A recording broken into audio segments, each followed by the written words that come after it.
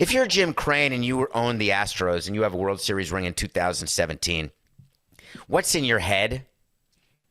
What's in your head is that you're so angry at Major League Baseball for perpetuating the lie in his mind that the Astros cheated their way to a World Series ring.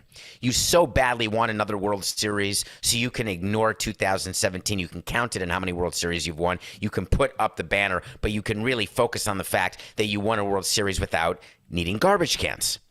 So Jim Crane has wanted that second World Series forever. But do you remember when the story broke of the garbage cans? This is a few years ago.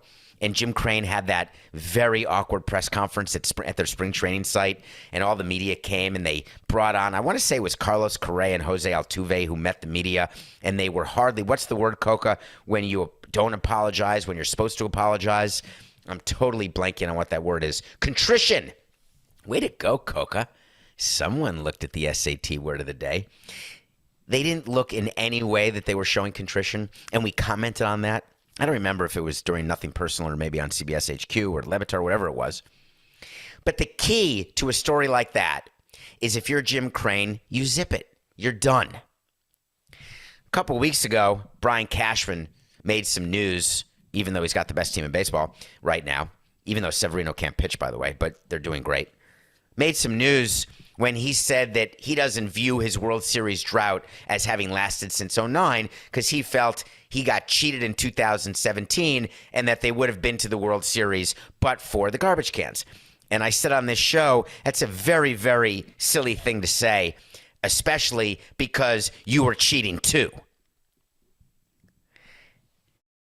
Jim Crane gave an interview a couple days ago where he re-brought up all of this 2017 garbage can Yankees Cashman situation. I want to give you a quote that he gave about Brian Cashman and explain to Jim why he ought to stay away from the microphone.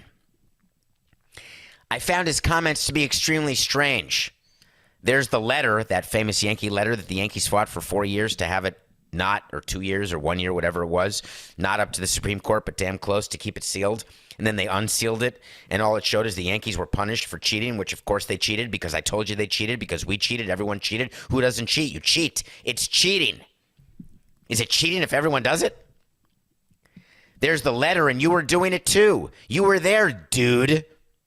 I like that. Where's my car? If I was one of the teams, Jim, you're a smart guy, pretty wealthy. If I were one of the teams, and I knew our team was doing it, cheating, I'd keep my mouth shut and just go about our business. Crane continued. But listen, I can only control what's going on here. I can't control what the other guys do. And then he doubled down. This is an insane interview.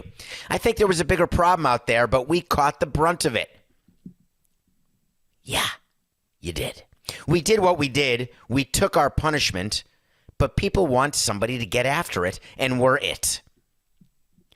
He's still talking about the fact that the Astros get booed, that the Astros are viewed as their 2017 championship not being real.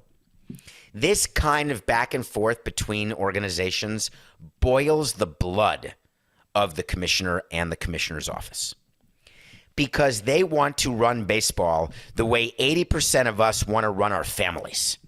It's appearances that matter. You want to fight? Take it inside. When we are forward-facing, when we're out to dinner, when we're in the school parking lot, when we're at games, everyone's going to think that we are the Cleavers. Coca, do you know what that means? Coca? Probably not, right? The Cleavers? No? Okay.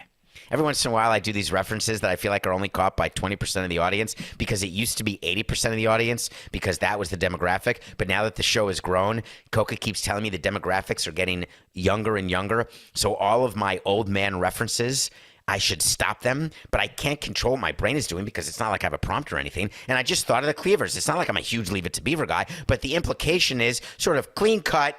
And I don't mean, this is not race thing. This is not a white black thing. This is just everything's good. Don't worry.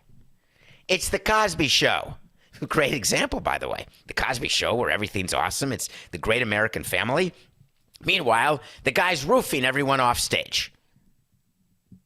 So the commissioner doesn't want anyone to see that because they think that you, the audience and the fan, are stupid. The reason why we generally think that about fans is that it makes us feel smarter and excuses the way we feed our own ego being in professional sports. Yeah, you guys play fantasy baseball. We play real baseball. Yeah, you guys get to cheer and root, but this is our job and our business, and there's money at stake. There's legacy. There's Hall of Fame credentials. There's asset valuation. This is serious stuff. And I'm in. I was a part of that. That was exactly how I viewed myself. I appreciate your suggestions on how to serve hot dogs, but I'm the one in charge. Thank you so much for telling me that we need another left-handed reliever. I had no idea. Thank you so much for telling me what trades you would do because you run a fantasy team.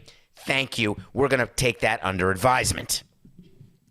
Thank you so very much for your suggestion as to where I should stick my fingers.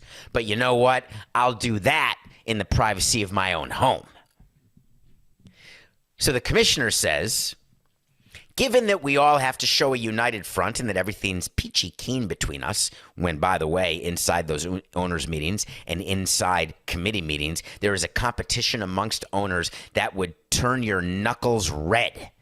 It is so significant, the dislike, the distrust, the fighting that goes on between teams, the grievances that are done from team to team, player to player, player to team, their entire committee set up, like the revenue sharing. Side note, detour, there's a whole committee that existed. I always wanted to be put on it, and I never was.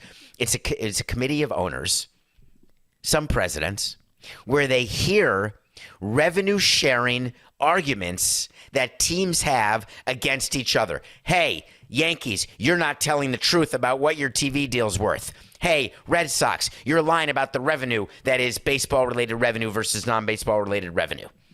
It's unbelievable. And then it's like a trial where you go in and you write a brief.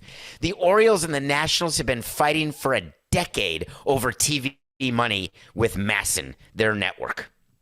I mean, like fighting in the courts, both in baseball and in the regular courts. It's insanity.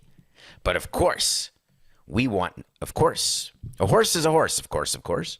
I said courts and course, and I realized that you may not have heard the difference on this microphone. So baseball doesn't want Jim Crane saying anything about Brian Cashman, but there's no way that Rob Manfred's calling him. So he gets Dan Halem to call him, which he does. Dan Halem calls him and says, Jim, come on. Do you really have to do it? Is it totally necessary? Makes me smile.